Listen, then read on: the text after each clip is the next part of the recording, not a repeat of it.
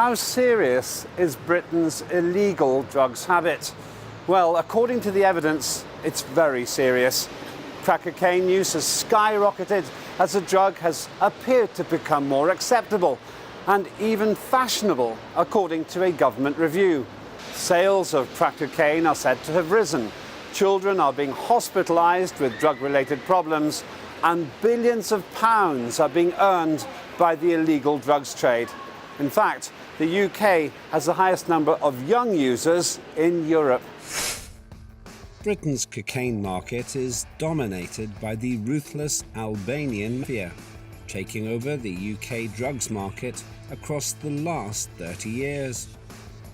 Cocaine is now as cheap as it was in 1990, with a potentially lethal purity. The gangs deal directly with Colombian cartels and send blanket text messages with the latest special offers to heroin and crack users. Socially, drugs appear more acceptable. News articles report drug use by famous celebrities, and films have often depicted drugs use in their storylines. Professionals, students and clubbers seem happy to be known as drugs users. Senior British politicians such as Lord Faulkner have called for legalisation of drugs, as other scientists, doctors and police officers have claimed this is the only way to manage the issue in Britain. How easy is it to get access to illegal drugs in the United Kingdom? And is it really true that the use of prohibited drugs is now socially acceptable in Western society? Simple questions with important and very serious answers. Let's begin with this. Does the UK have a drugs problem? We asked the public here in London. This is what they said. It's a big issue, I think, since many years, and it's just going on increasing and increasing. Yeah. I think there's probably something going wrong, yeah. It seems to be everywhere, don't it? Yes, I do. I think actually more drugs should be legal than are at the moment, but also we need much better education, medical facilities, because they do cause damage just like alcohol does. It depends what you define, how you define the problem, and how you intend to deal with it and support people who most need it. So, you know, you can probably split drug users into two main groups, being recreational and then dependent. And so you have to deal with those two groups of people differently. You have to kind of see what the needs of the groups are, how perhaps susceptible people are to fall into like addiction, and then the underlying reasons behind that. You see needles and things in various abandoned places and various things like that. Yeah, that's about it. There probably is on a level, definitely. I just think about locally to me where every so often you see the police going through and it's like they've found another cannabis farm or something, so it's obviously quite rife. There's been a drug problem since I've been a teenager, and that's been 40 odd years ago. I don't think it's got any worse or any better, to be perfectly honest. It's just got more organised. There are too much stress everywhere. Families don't know what their children are doing, and not enough income for everybody. Every household in England, I can tell you that 85% of them are living beyond the normal living life. And what do children do? They go about and search what is possible, you know, find an escape way to really be happy and support their families.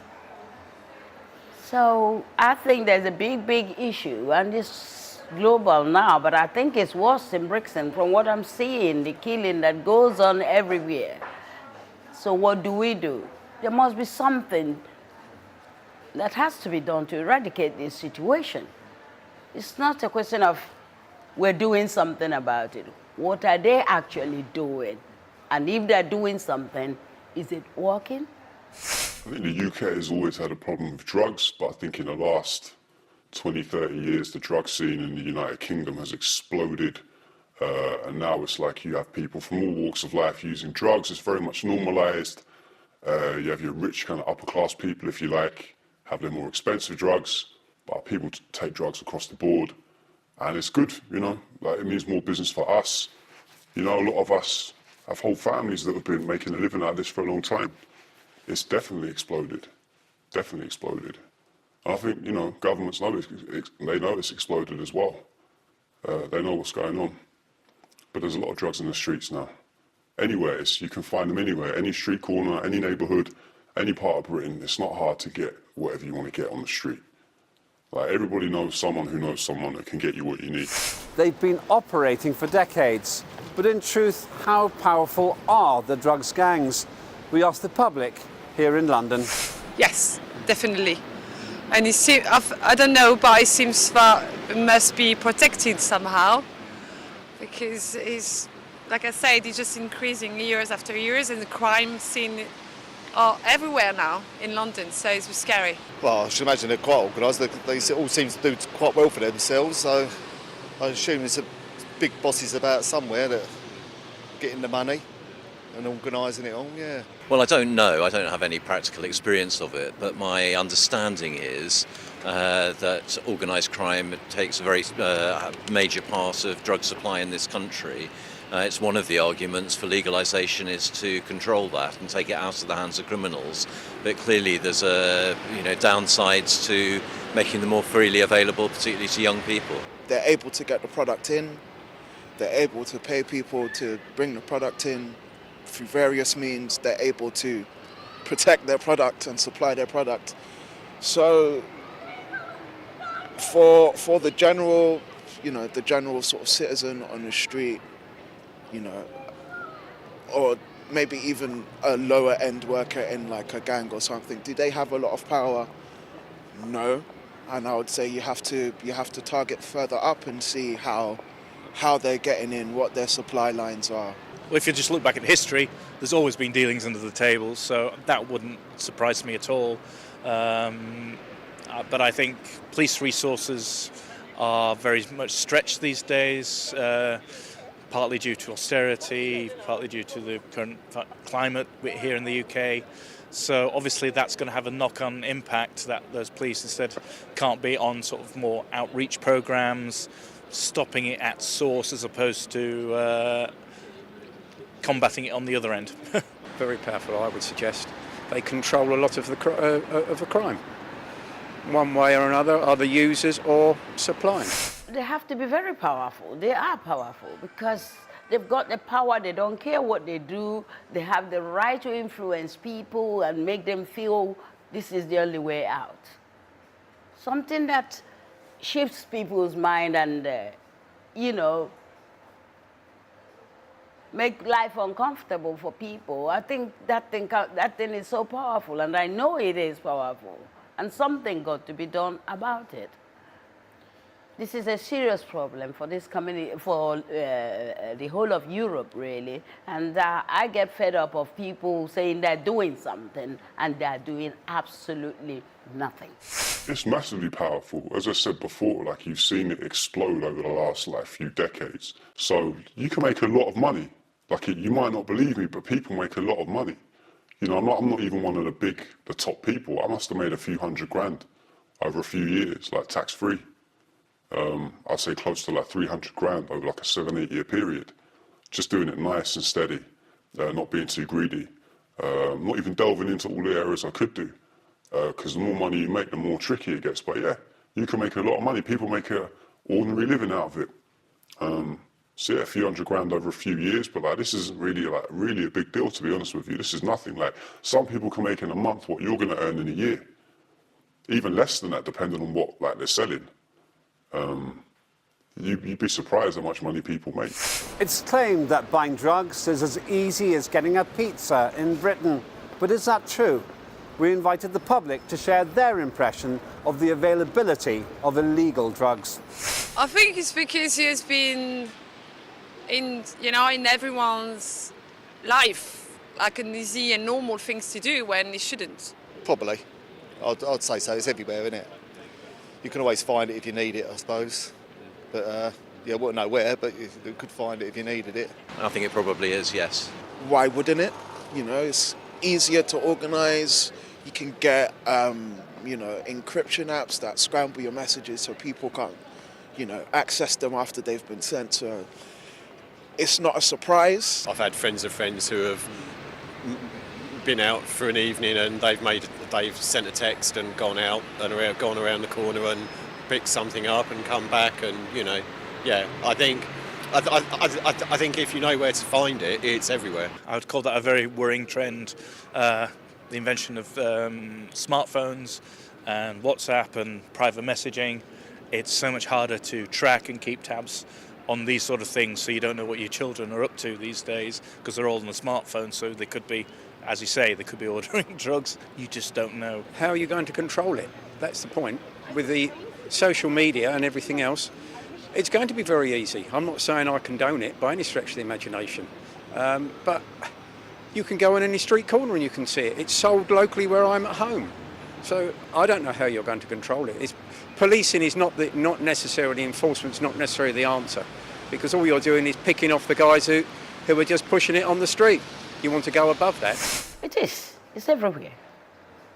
Go to McDonald's as soon as the children come off school, go to McDonald's and see what happens. Because I personally, I've got 14 grandchildren, and this is why I am interested in this, because I've seen children gone from good children to bad children, and I thought, where is this coming from? The way they brew them is interesting. They're hanging out there every 2-3 o'clock every day, selling these drugs, and I've seen it. There's no secret about this.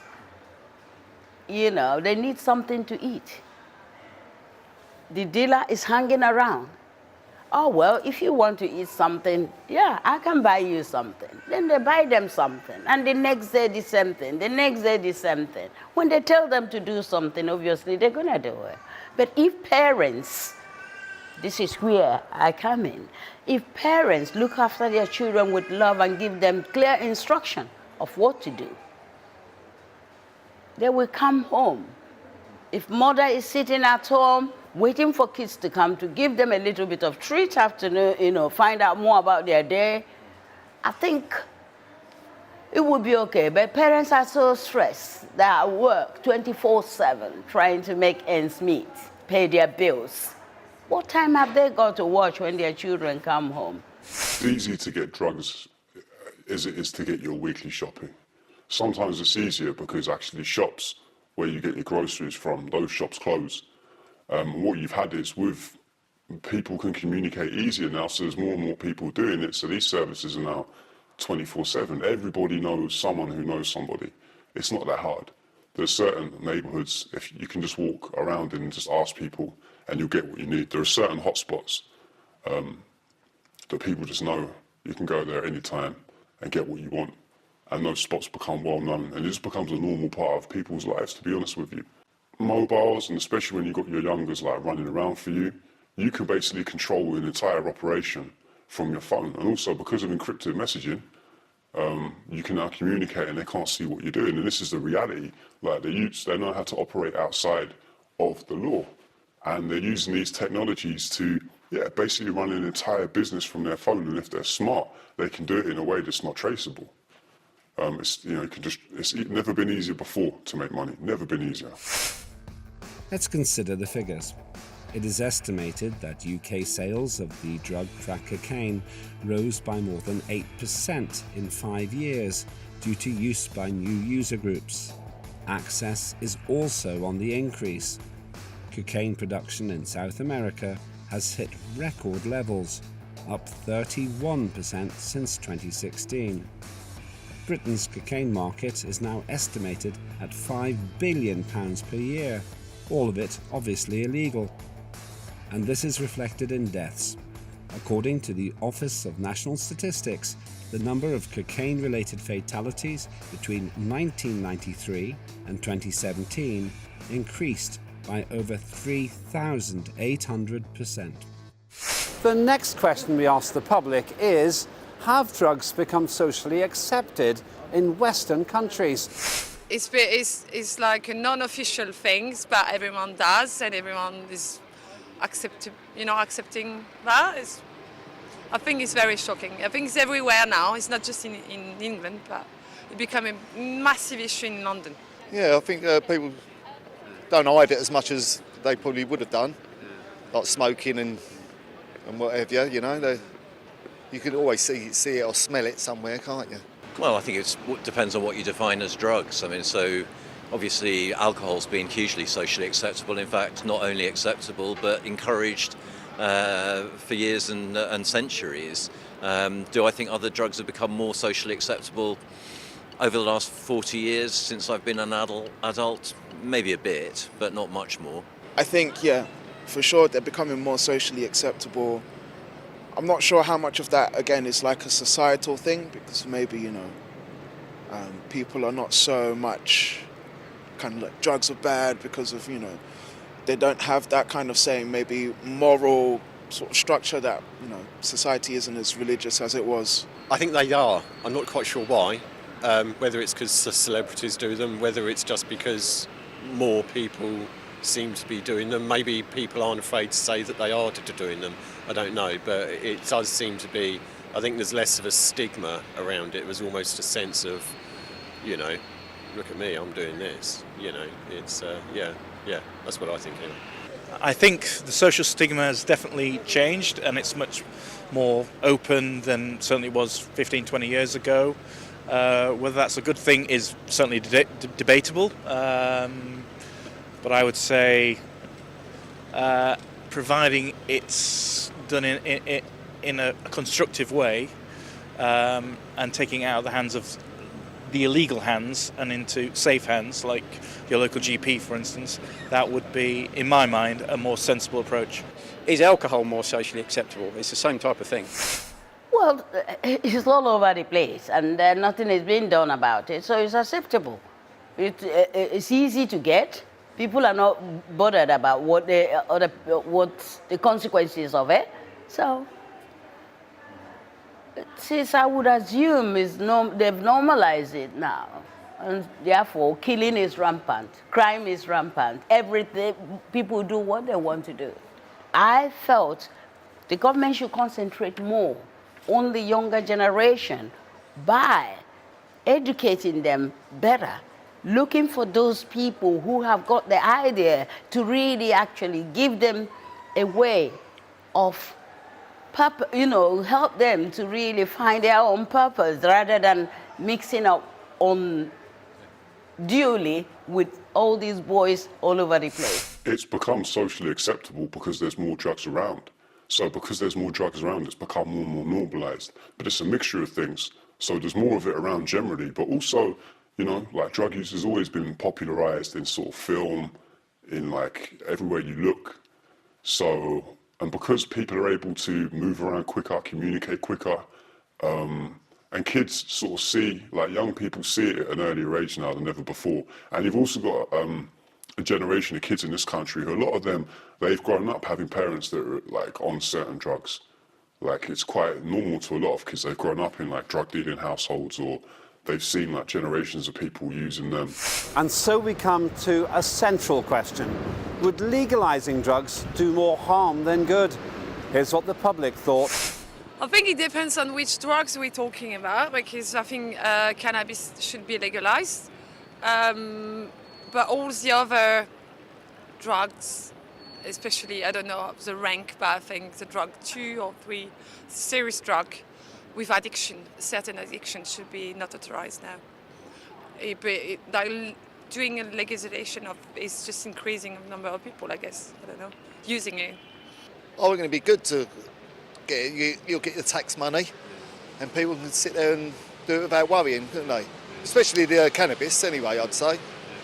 Definitely have a little cafe somewhere, have a smoke, and instead of hiding it underneath the counter, I think that'd be the best way of doing it, without a doubt. And you get loads of money in tax. I'm sure you'd be happy with that.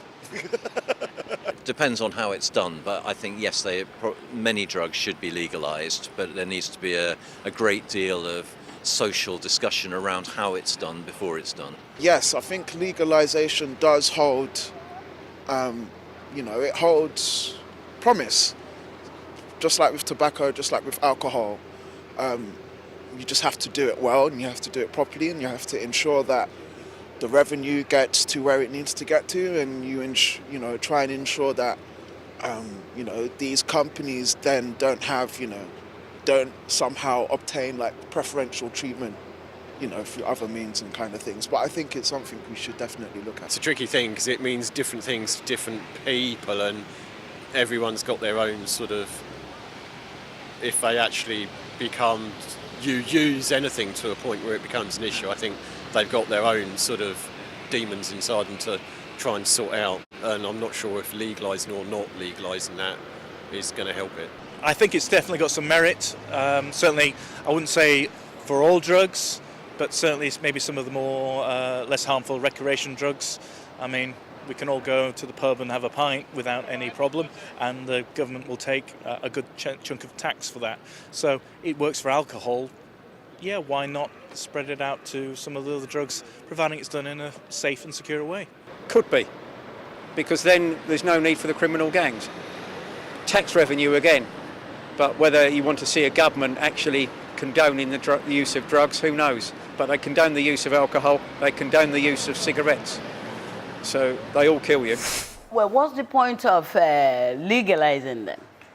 I would ask, what is the point? If you want to cure an illness, you find the root to that illness. Legalizing drugs or not legalizing drugs without tackling the main issue or where the problem is coming from, I don't think there's any sense in that. If you give me a skill, teach me how to cook, I will be fascinated, I will be interested. Create a space where people with skills will go and display what they do. Tax parents to have time for their own children and make sure they go to this center where there are people there to help them out and help to give them direction. This is the solution. And not paying the police to stop and search. Stop and search will not do anything. They might as well legalise them, because all around the world the evidence shows you that criminalising people who are addicted to drugs is pointless. Because they're addicted physically, and laws and the threat of a sentence isn't really going to put them off. And in terms of like treating people, again, there's no point criminalising people that are really sick and ill and need help. So, but ultimately, if they legalise it, dealers and people are still going to find ways to make money, because there'll always be a way to undercut the government. There'll always be a way to get, because as soon as it's regulated, the government will say you can have X amount at this price, and people will always want more and more and more. And wherever there's a demand for anything, there's always someone there ready to supply, especially in a rich city like this.